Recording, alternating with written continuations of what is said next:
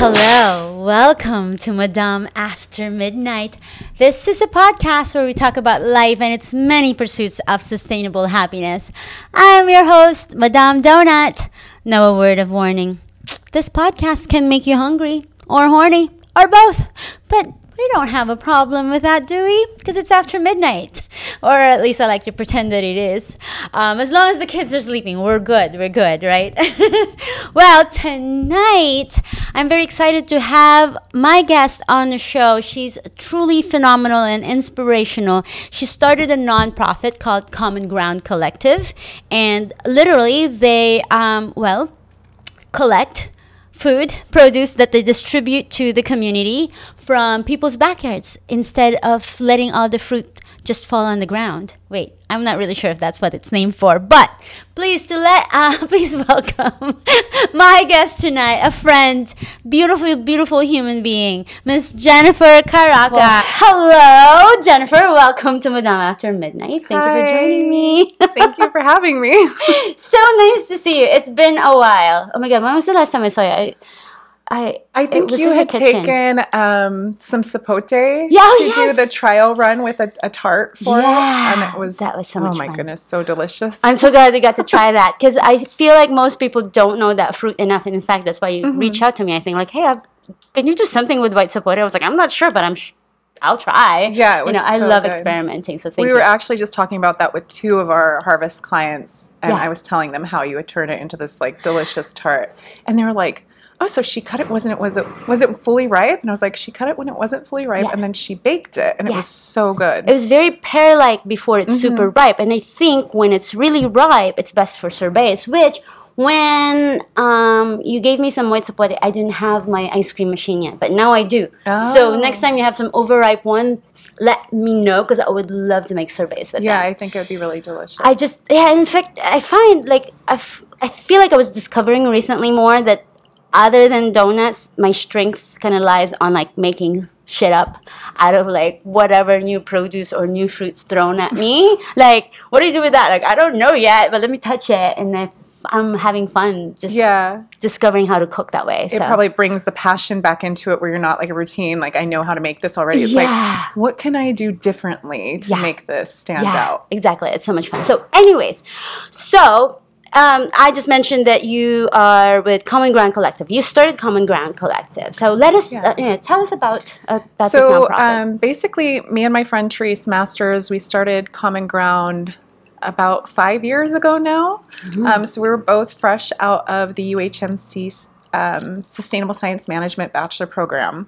Oh, wow. And right here on Maui. Oh, and we were both very like, how do you say, disappointed with the global scene. It was 2017, so we had just had President Trump elected, and the world was on fire. Everybody was losing their minds, and we were just like, what can we do to not only help in a certain way, but also feel empowered, so we're not just sitting there, drowning in misery. We're just like, being more proactive about creating the world we want to live in. Yeah. And so we started this nonprofit, and basically it's to help create like resident-powered agriculture so that we're not reliant on foreign entities. We're not reliant on imports and things like that. We want to be able to help residents become the food producers. So basically the goal is to be able to plan, install, maintain, harvest, distribute, and collect the data from residential-owned ag properties that are nonprofit managed now, so that the profits go back into our community. Yeah. Oh my gosh, that's a lot, but that sounds amazing. Yeah. You literally install as well, because I know that you're collecting. We're working to that. Okay, so basically, through the process, it's okay. That's what the goal is for. So through this, I had never even worked for a nonprofit, let alone started a nonprofit. Yeah. Oh so, I think that's one of the beautiful things about being an entrepreneur is like, you're like, oh, I can do that. Yeah. And then it's that false sense of like, I got this, that allows you to embark on the journey, because if you really knew, you probably wouldn't. Yeah, I know. I say that all the time, whenever people ask me about, donut dynamite, like how'd you do it and like what is your advice? And usually my advice is like, don't do it. I mean, don't do it unless if I hate you, I'll tell you to do it. But if I like you, I'll probably like give you a really, a real good warning, because it's going to take over your life. Yeah. And it isn't for everybody, but obviously it's so rewarding. It's so rewarding. And it becomes like a child to you. Yeah. You grow it from seed. So, through this process, I first wrote the business plan, and we actually submitted that to the Hogan Chaminade nonprofit business plan competition for Hawaii State. Oh, wow. And we won second in the state. So that gave us $10,000 to get started. Nice. And that gave us enough to be like, okay, this is a worthwhile idea. Yeah. And that momentum. And thank God for it, because and validation, really. It's like, oh, fuck, we have a great idea if they thought so. I mean, they're giving us $10,000. Yeah. Like, must mean something. And so then we started applying for grants, and it was like, oh, you haven't been around that long. This is a really big thing. Like, you want how much? And so then that's where the hard knocks, the growing pains came in. And so we had to reevaluate. And basically what it was like, let's go with the lowest hanging fruit. So part of that cycle is the harvest, distribution, data collection. So that's what we've started out on, was the harvesting, distribution, and data collection. So we go around to people's backyards who call us, or properties that have fruit trees that are going off that they don't know what to do with them. Yeah. And we harvest that, and then it's their decision whether they want to sell or donate. If they want to sell, we'll sell to local businesses, and we'll take 40%. A lot of the times we've raised funds to purchase the produce and then donate it. Yeah. And if they want to donate it, we don't charge anything, and we just get it out to the community. So it goes to Feed My Sheep, Maui Food Bank, homeless meal programs, everything. That's amazing. And now we're collecting the data on all of that too. So not just the market connections, but also what's being grown and where and how much. And so what do you do with the data? So the data we want to implement into the installations. So once we go full cycle, we'll be able to say, okay, we have this much of this, we need this much more. Yeah. If you grow this, you'll be able to get approximately this much per pound. It'll produce approximately this much. You'll save this much on your property taxes. So it incentivizes people to grow food for their community. Oh, God, that's amazing. So it's like we can create a completely new food system that is based on the people that live here, where the profits stay here, the foods stay here. Oh we can create small businesses, added value products, all of these things, and we can feed our community in need. Yeah. Because there's always different grades of fruit. I don't care if you have one fruit tree, you're going to have different grades. They're not all going to be commercial grade. But that doesn't mean they're bad fruit. Right. They just might have marks, or they might be shaped funny. And we can get that donated. So. Yeah, I have Maui Growing Tomatoes often drops off boxes of tomatoes that are off grade because he can't sell them at Whole Foods or Mana or whatever. I'm like, I always message him back because sometimes he just drops it off by my side garden. And I'm like, these are not off grade. They're beautiful, but they're not, like you said, that commercial grade, sellable, pretty, picture perfect fruit. But they taste great, and sometimes they may not taste the same of what the A grade produce that most people will expect from to buy or sell. Yeah. But there are dishes specifically that fits that. Like sometimes if I get sour fruit, I would make a tart with it. If it's really ripe, then maybe a sorbet. I think just knowing how to use what you have or where you're able to harvest. But yeah, I'm so amazed. But I just knew of Common Ground Collective as you were harvesting by the time I knew about it. So I love the kind of backwards, you have this idea and it didn't work out the way you initially planned. Yeah. Installation was probably harder. I mean, it is. Yeah. But to have all this data, how did you have that fourth thought? Actually, once you figured out, okay, it's too expensive to start all of the programs the way you had it imagined, and then going backwards. So basically, we're trying to apply for grants. And to be honest, the data collection was not my idea. That was Teresa's idea. She's like a numbers girl. She's a data girl. And I was like...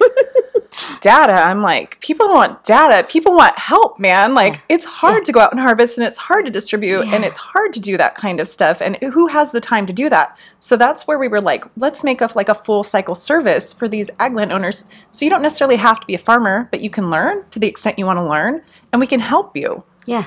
And some people might go on to become full-time farmers, and others might say, I have a job that pays $250,000 a year. I don't want to farm, but I want to grow food for the community. Yeah. So it's a win-win for everyone, and it's a win-win for our community. And then you talk about all the other, hidden values like carbon drawdown, water filtration, 100%. increased biodiversity, increased, just biomass that can be put back into the soils. All of those things are pluses too. Yeah, and I think for the culture, the subculture of the people, like, well, as you know, I started my nonprofit as well that I kind of put on the shelf because there's a few things that I was tinkering with because I encountered many issues like what you had. Like, okay, I can't do that. I don't have the budget for this.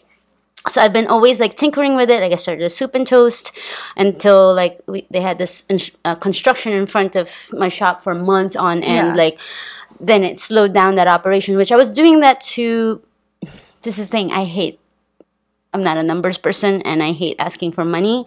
So I was trying to create programs that can raise money for it, like the soup and toast. So it wasn't free soup, but people can donate or any proceeds. It's just in the bank right now for the nonprofit so that when I finally can get the program going, I have a little bit of money to roll with, and then hopefully, like what you're saying, you need to be doing something already to even get grants. Yeah, they want almost like a 5-year track record. So we're on year 4 of harvesting, which I can say like the first year I started, I took on the programs part. So I was going out when I could and harvesting, like just when I could. And the first year I just did a little under 5,000 pounds. And then the second year I was like, okay, I'm going to donate 1 day a week to go out and harvest. Just one day. I don't care what happens. 1 day a week, I'm going to go and harvest. That jumped from just under 5,000 pounds to 18,500 pounds. Holy shit. In 1 day. Like, no, 1 day a week. Like, making sure that I donated that 1 day a week. And, I mean, I was doing this with buckets, a picker, and my Ford Escape. So it was not like a high technological program or anything. It wasn't like I was, like, out there killing it. It was just like, this is what I can do with what I have. Fruit picker. And from that jump of going from just under 5,000 to 18,500, it was enough to get a foundation, New Esther Futuro Foundation, to really believe in us. Yeah. And Maui United Way as well, to take us on as community partners. And they gave us enough for me to go full-time with the organization and hire a part-time assistant. Yeah. And so through that, I got my wonderful assistant. She's like family. I love her so much. Noelani Reyes. And, I met her. Yes. Yeah, she's wonderful. Yeah. Amazing spirit. And last year, our third year, we did over 42,000 pounds. Holy crap. So in 3 years, the amount of jump was tremendous. And these are just fruits from people's backyard that would rot. Because that always breaks my heart. Like I'd walk by, like, and I kind of want to knock on people's homes, like, sorry, but like, can we do something with this? Like, I don't know. Like, that I love that you are making this happen. That's amazing. Yeah, and honestly, most of it has been through word of mouth. People tell other people about our service. They go through either our social media or our website and sign up. But we don't really advertise because we're still trying to keep up with the demand that we have. So it's like we're trying to focus all of our energy on making sure that we're meeting our clients' needs and things like that, and able to get the food out in time because it is produce, has a short shelf life. Yeah. But I'm super happy with the growth, and now we're starting to get that household like name and recognition, and I think that we'll be able to get the funding to do the full cycle soon, which will be, I think, game changing for Maui County. Oh yeah, absolutely. How does this tie with the Maui agriculture? I mean, you were the Department of Agriculture, because it's fairly new. So you're mentioning something about that. Like So through my work at CGC, so my degree was in sustainable science management, so we learned about all of the different issues facing Maui County, read the Maui Island Plan, and through that degree program, I was really focused on ag. Like, I felt like ag was really, at the time in 2012 to 2016, ag was not really being talked about in sustainability as much as it is now. So that is kind of where I was really focused. Like, why are people not seeing that agriculture affects like every single aspect of our life? And so that was kind of where I was focused, and Therese was as well. So that's how we kind of hooked up. And so once I went through that degree program and then I started CGC, I was actually pitching the nonprofit for funding to Ellie Cochran, who was a council member at the time. Yeah. And she was like, well, you know, girl, I don't know if, like, we'll be able to get you funding because you're And I so thought new. she's like the funding, like, specialist. But we need people like you at the county that have these ideas. Do you want to come work for me? And so through that, I began working at the county and learning how to write legislation with her and her, you know, office. And then I moved on and worked for Councilmember Rollins Fernandez. And so through this, I never, ever imagined myself working for the government in any way, shape, or form, because I'm kind of a rebel and I like always think outside the box. Yeah, but that's why you're able to do what you do, because you think outside of the box. So, you know, through that, then people started coming and telling me issues that they were having either on their farms or with agricultural endeavors or, you know, commercial, you know, added value products, commercial kitchens, things like that. All of these issues and barriers that they were running into. And I had nowhere to really refer them to. You know, I would be like, oh, well, what about the State Department of Ag? And they were like, they don't really help small businesses. They don't help the small farmers. And so in 2019, I sat down with Councilmember Shane Sinensi, who was the chair of the Ag Committee. And I said, you know, there's all of these issues, and I really feel like this isn't the first time it's been discussed, but a county-level Department of Agriculture would really, really help. And wait, did you suggest this? Yeah. Shut up. Yeah. So he was like, okay, well, let's do it. If you want to, you know, put the effort behind our, you know, I will support it. So I did. I drafted legislation to create a charter amendment to ask the community, hey, do you want a county level Department of Ag, which would have been at the time the first one in the state of Hawaii. Yeah. So we kind of, you know, we did the push. I did like a website. We did social media pushes. Other people got on board. And through a community grassroots effort, we actually got the legislation passed at like, I think it was almost 70% of the general public said, yes, we want this Department of Ag. We need help. Wow, yeah. And then through that process, we originally had areas of need in it. But some of the community groups were like, we want more discussion on these areas of need. So we took it out of the charter amendment. And we just kind of went very basic with the charter amendment. And so for the last year and a half, I've been leading a community impact working group of farmers, ranchers, educators, nonprofit, you know, people, market people to outline the framework for the Department of Agriculture. Oh, that's big deal, girl. It's huge. It's huge. And it just, you know, I'm a huge single mother. For like an individual. We were just talking about this before the show. Like, you're a freaking human with a kid and like trying to be a person, but this is a huge undertaking. Well, more beautiful than that, it's people came together to say, yes, we need this. And we supported each other and let our voices be heard and brought it to the table and packaged it for the county to support it. So basically, this is a completely grassroots developed department. It's the first county level Department of Agriculture in the state of Hawaii, and it was done by our community. In the state of Hawaii? Yeah. That is kind of crazy when you think about it. Yeah. Right? Like, I always talk about how, like, and I always say I'm not like the best gardener. I don't really grow food as well as I would like to, because I'm much better at the food when they're dead and I can cook it. Like, the animal's dead, I'll cook it. The plant's dead because we harvest it, I'm gonna cook it. But it amazes me because we live on an island with a climate that allows us to grow year-round compared to most of, well, the country, really. And to not have a Department of Agriculture in the state of Hawaii until now. Well, we have the State Department.